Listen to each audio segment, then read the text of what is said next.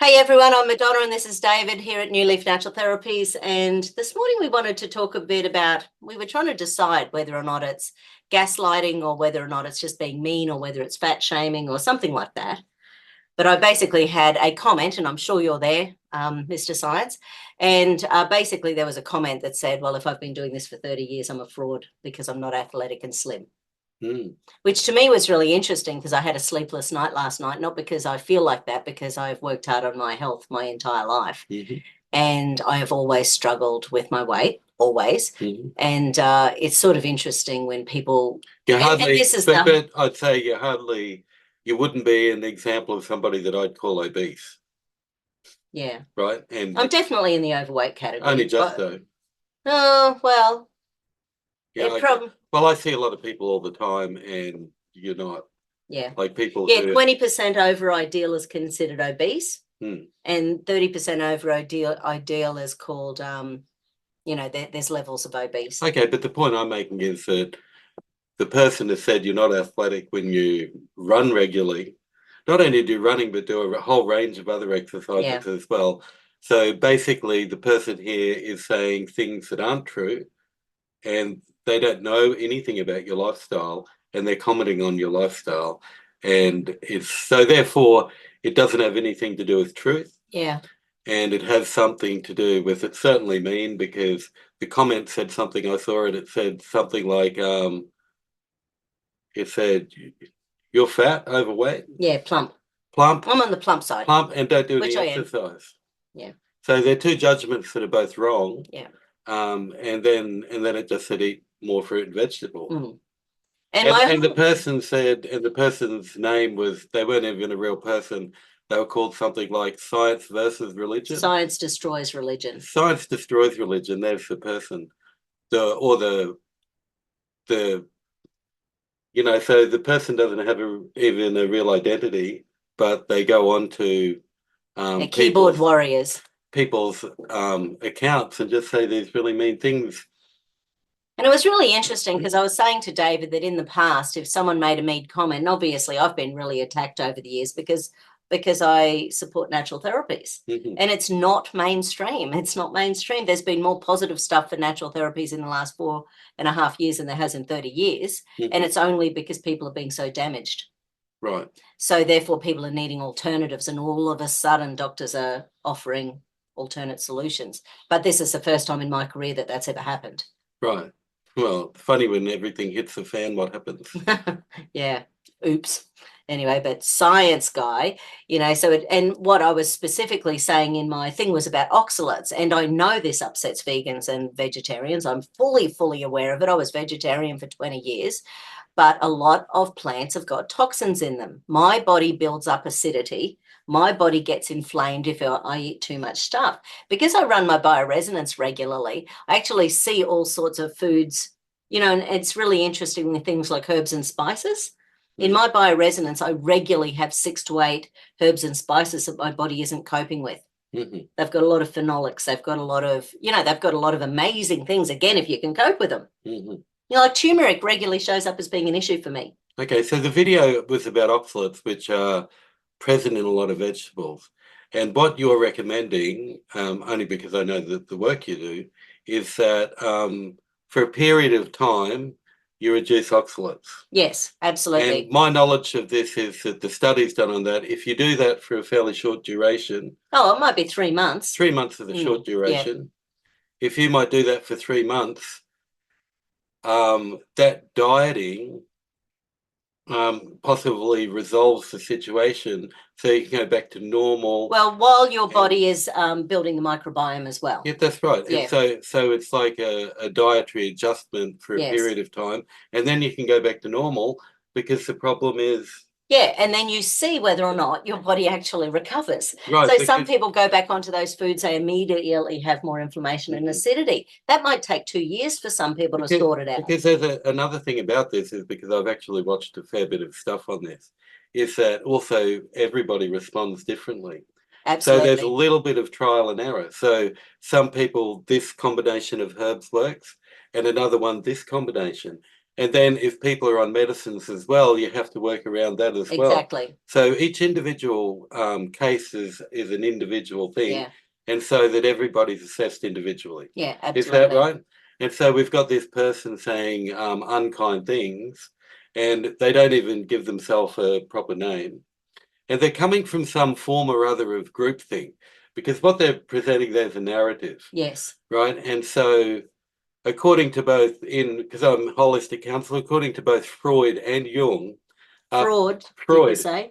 Yeah, Freud. Just joking. Oh, the guy called you a fraud as well. He called me a fraud. I'll say you're a fraud as well. Yeah, yeah. Right, so because I'm not thin and fit and running up Mount Everest. Okay. But anyway. Well, in psychology, both Freud and Jung, who are basically the fathers of modern psychology, they both talked about groupthink and how ideas that come out of a group, they're not individual ideas, and people start using the same phrasings. Right. But they're coming from a group thing, right, not an individual thing.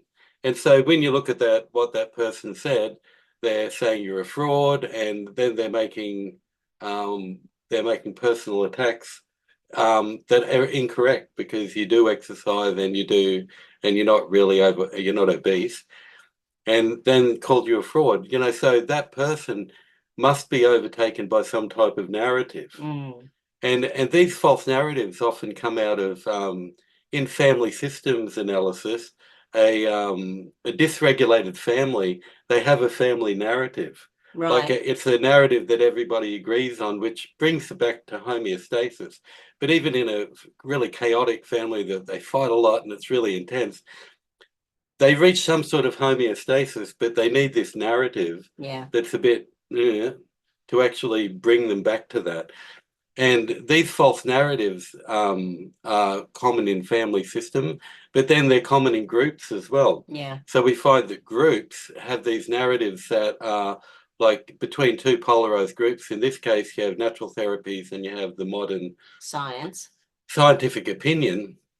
Except the problem is that they say these things just because they're on the other side, and what they're saying isn't helpful. It's not even instructive. It's just, but they're overtaken by a narrative of some type to cause them to do that. And there's something wrong with those narratives. Yeah. And it was interesting, because the other comment was someone actually asked a question, like a serious question, to my little video. And because my video was about vitamin C and bicarb soda.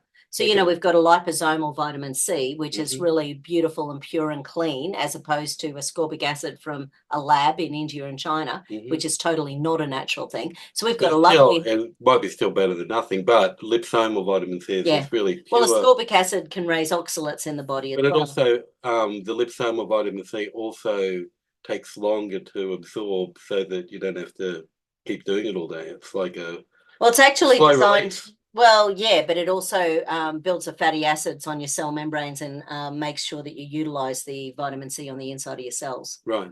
Yeah. So it's a really powerful form. But with someone with, say, breast cancer, for example, if you're taking good doses of liposomal vitamin C, you can really start stimulating the lymphatic system, and it's the lymph system we need in breast cancer in order to detoxify the area, because all, cancer is a metabolic disease. We need to detoxify, and this is the difference between science and religion or spiritual or natural. It's the difference is that we look at, okay, it's a metabolic disease. What do we need to do? But anyway, if you take vitamin C in big doses, you can actually make the body more acidic, which was my point in my little video, that you need to be alkalizing. And a cheap, easy way of doing that is by having a heaped teaspoon of a good, clean sodium bicarb every day. Most bicarb soda has got aluminium in it. So you don't want one with aluminium. So, and the cheap one from the supermarket will have aluminium. Especially if you're having it twice a day, you don't want it with aluminium. No, exactly. And this is the problem with a lot of our products. They're not clean because they're made by pharmaceutical companies. They're not clean. So, anyway. Well, most bicarb will be made by an industrial manufacturer, because you buy it mainly, the one in the shop, for cleaning, or is that for cooking? No, you can put it in your things to make your food rise. Oh, okay. So your cakes rise, and But it doesn't matter. The government doesn't care about heavy metals, so therefore they don't look at things like aluminium. It's not in there. They inject it into babies. It's not a problem, as we know, safe and effective. Anyway, so it's sort of like, It's one of those things where, because I do a lot of, so because I'm a fraud, I've treated a lot of cancer and diabetes and things over the years. And you've got to have cleaner products in order to, Right. As a naturopath, you want clean products. Well, if you're working with someone and complementary treatment coming in from different angles. Yeah. Well, look, I just thinking about an oncology conference, and I'm going to get back to being fat in a sec. I was at an oncology conference about 10, 12 years ago. There was a naturopath oncologist in the States. And basically she worked in a big cancer clinic, and she got breast cancer while she was there. Mm-hmm. She's got an MTHFR gene. Cancer is contagious. Yeah, absolutely. And and well, the turbo cancer seemed to be, but it was sort of like she basically went through a whole process of cleaning up her diet. She spent 3 months, because people are told that everything's urgent.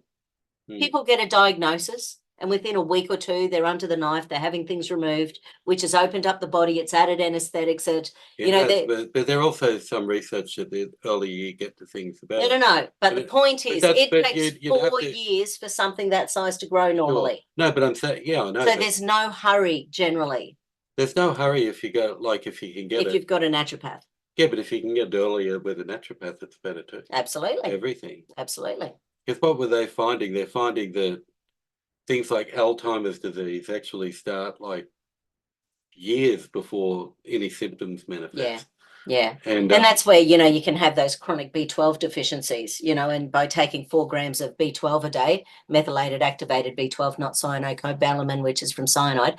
But if you're getting methylated B12 4 grams a day, which is a big dose, but it's enough to start pulling out old anesthetics and a bunch of old toxins.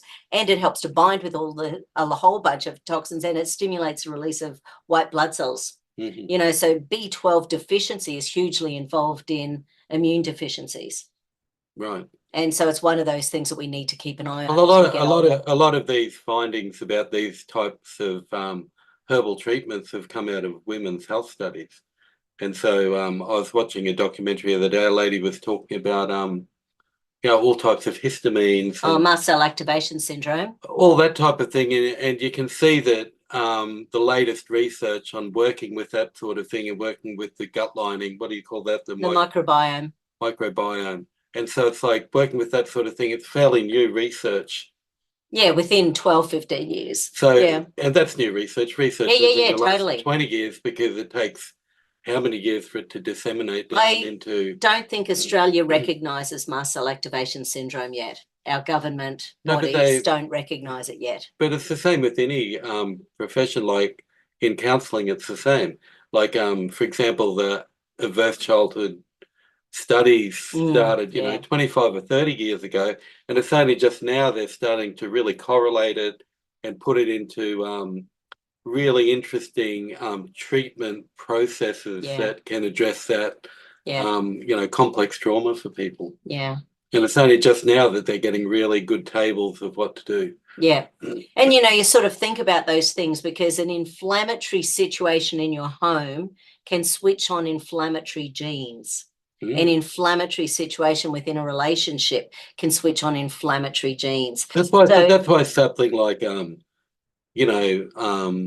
something like you were talking about before with some type of cancer, it's like if you get counselling during that time, just say even you're going, even if you're doing full chemo or whatever, to get other help with that at the same time is really good. For example, if you're getting counselling while you're getting other therapies, it can really help you because everybody knows it's so common in the literature now that things like stress aggravate nearly every symptom.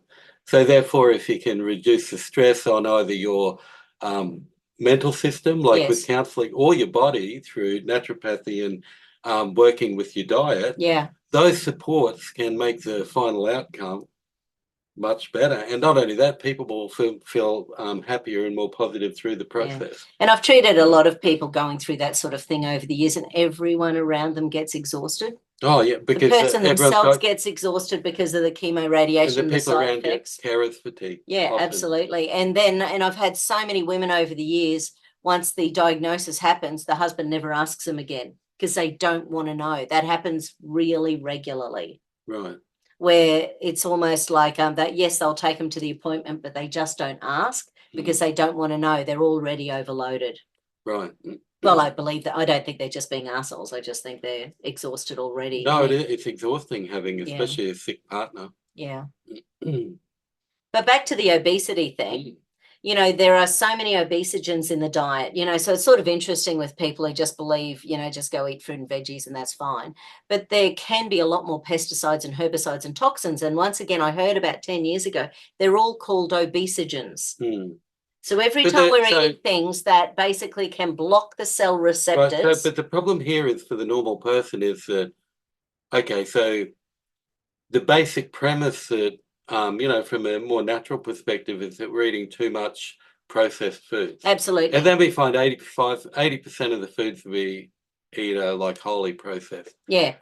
And so then you want to go to eating more whole foods. Yes. But then when you get the whole foods, then you're told they've got the... Oh, look, you just do the best you can. Yeah, so this is the point I wanted to get to. It's like, because basically everything's toxic because now the soil and water have become toxic. Yes. And so you just have to choose the best you can. And this is what I always say, you know, and that's why with kinesiology, I will muscle test whether or not people need to. Like sometimes people are totally overloaded by pesticides like glyphosate. It's destroyed their intestines. Oh, it destroys the gut-brain connection. It destroys the villi in the intestines. People blame it on gluten, which it can be, but often celiac is not celiac. It's something else that's destroyed the villi in the intestines.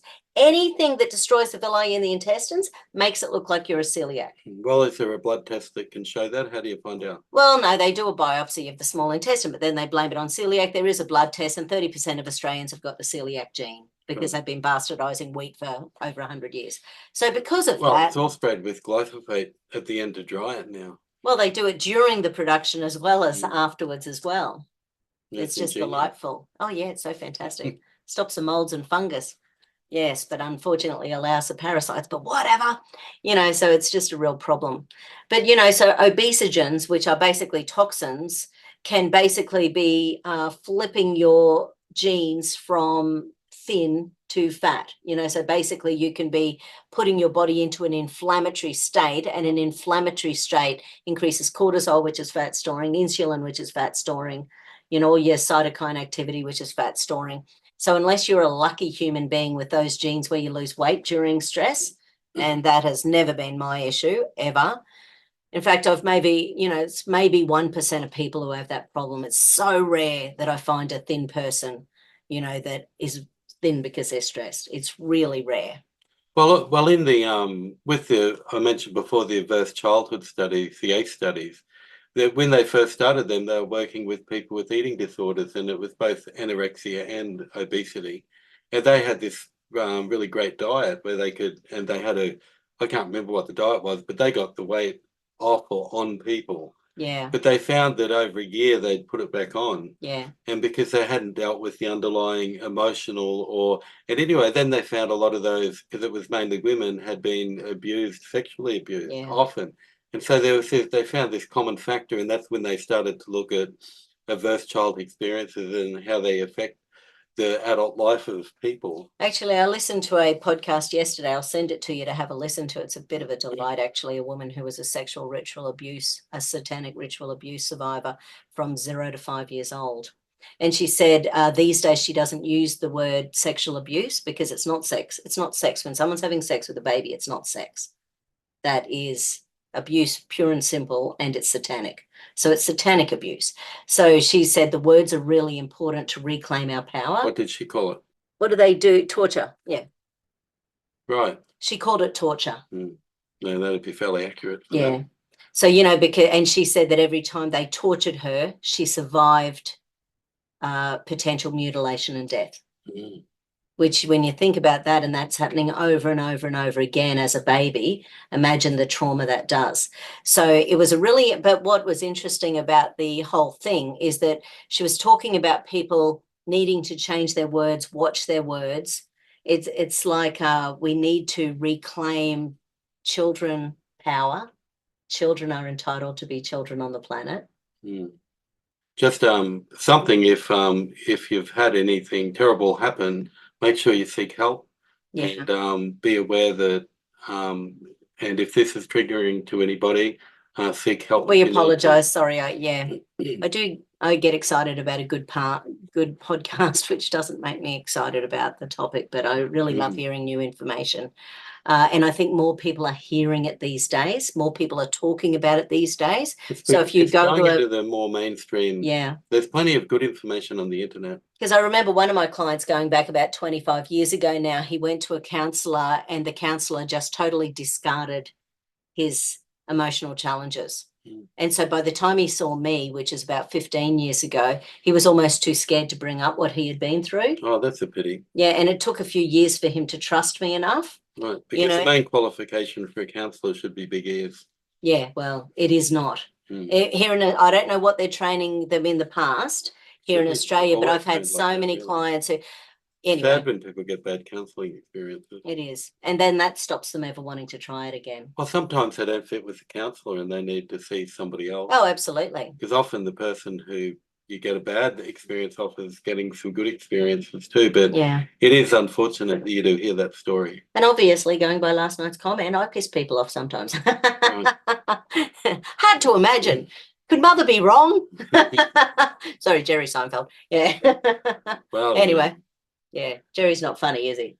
No, he's a person who calls themselves science destroys religion. Yeah. They're not even a person. Yeah, they're a bot. Well, they've been overtaken by some narrative so strongly that they're identifying like that. And while they're identifying as science destroys religion, they do that. But I don't know. I studied philosophy before counselling, and so the postmodern critique, which is, narrative, says science generally has a problem with narratives. Narratives, they're anti-narrative, and they generally call them fables. And they develop a type of philosophy, which is obviously that person's using to make the narratives become not real, into fables, myths. Yeah. And I remember reading that a long time ago, and that author is Jean-Francois Lyotard. He's a Canadian, and also, his thing was that if society's ill, it's the artist's duty to try to help fix it.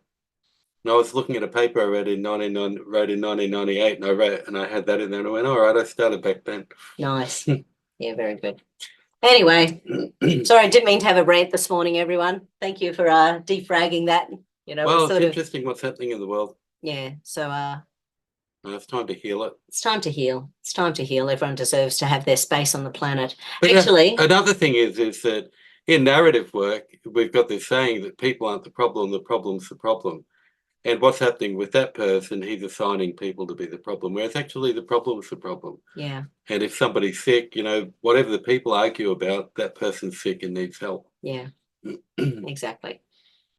And, okay, that's it. Thanks, everyone. Thank you. Bye. Oh, no. So our top really overviews from that is, if you are having weight issues, there's probably some counselling to be done, and definitely from a naturopathic perspective, because I take a lot of supplements. I do a lot of exercise. I do a lot of sauntering, but I do love my pizza and wine.